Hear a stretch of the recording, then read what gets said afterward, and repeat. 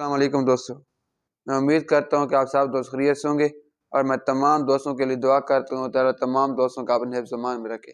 آپ سب دوست دیکھ رہے ہیں یوٹیوب چینل میڈیسن انفو۔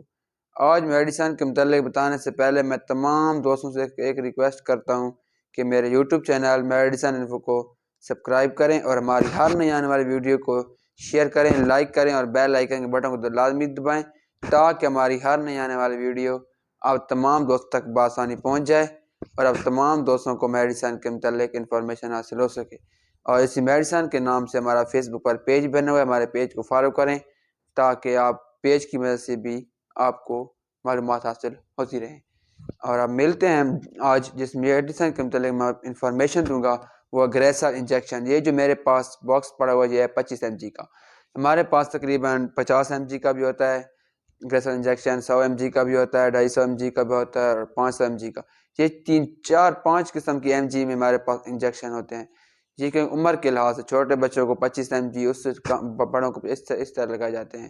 اور گریسل انجیکشن کا جو ہمارے پاس فارمولہ ہے amikacin سلفیٹ اس کا فارمولہ ہے، اور یہ ایک بہت ہی اچھی کمپنی کی برانڈ ہے، یعنی کہ اس کو جو کمپنی تیار کرتی ہے وہ ہے سامی کمپنی، یعنی کہ اس کو سامی کمپنی تیار کرتی ہے۔ اور اس کو ہم دو ہی طریقوں سے نکال سکتے ہیں، آئی ایم اور آئی وی بھی۔ کچھ انجیکشن آئی وی ہیں اور کچھ آئی ایم، ان کو ہم استعمال کر سکتے ہیں۔ اور اب ہم اس کے یوز کی بات کرتے ہیں کہ ان کو ہم اس انجیکشن کو ہم کون سی بیماری کے لیے استعمال کر سکتے ہیں، جیسے کہ بیکٹیریکل انفیکشن۔ اگر ہمارے جسم میں کہیں بیکٹیریکل انفیکشن ہے تو ہم اس میڈیسن کا استعمال کر سکتے ہیں۔ اگر نمونیا وہ بیماری ہے جس کی وجہ سے انسان کے پھیپھڑے وغیرہ سکڑ جاتے ہیں، اور پھر ہم اس بیماری کے لیے بھی گریسل انجیکشن کا استعمال کر سکتے ہیں۔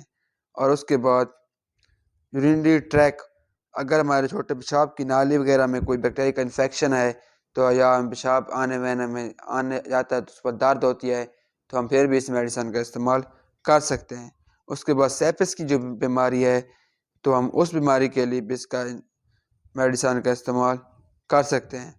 اس کے بعد جیسا کہ جوائنٹس انفیکشن، اگر ہمارے جوائنٹس وغیرہ کے اندر کوئی انفیکشن ہے تو ہم پھر بھی اس میڈیسن کا استعمال کر سکتے ہیں۔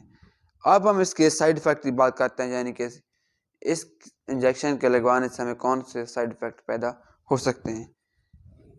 ہیئرنگ لاس، اس کے بعد بیلنس پرابلم، یعنی کہ ہمیں اپنا وزن، یعنی کہ انسان اپنا بیلنس برقرار نہیں رکھ سکتا، یعنی کہ کبھی ادھر گر گیا کبھی ادھر گر گیا، وہ اپنا بیلنس برقرار نہیں رکھ سکتا۔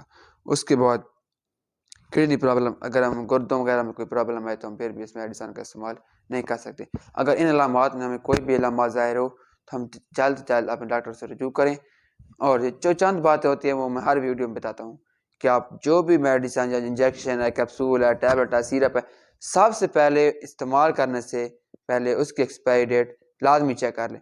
یہ جو ہمارے پاس ہے گریسل انجیکشن، اس کی ایکسپائری ڈیٹ اکتوبر 2023، یعنی کہ اکتوبر 2023 تک ہم اس کو استعمال کر سکتے ہیں۔ اور جو میڈیسن استعمال کریں ڈاکٹر کی ہدایت کے مطابق استعمال کریں، اور ڈاکٹر کی ہدایت کے بغیر کوئی میڈیسن استعمال نہ کریں۔ اگر میری ویڈیو پسند آئے تو میرے یوٹیوب چینل میڈیسن کو لازمی سبسکرائب کریں۔ تھینک یو، اللہ حافظ۔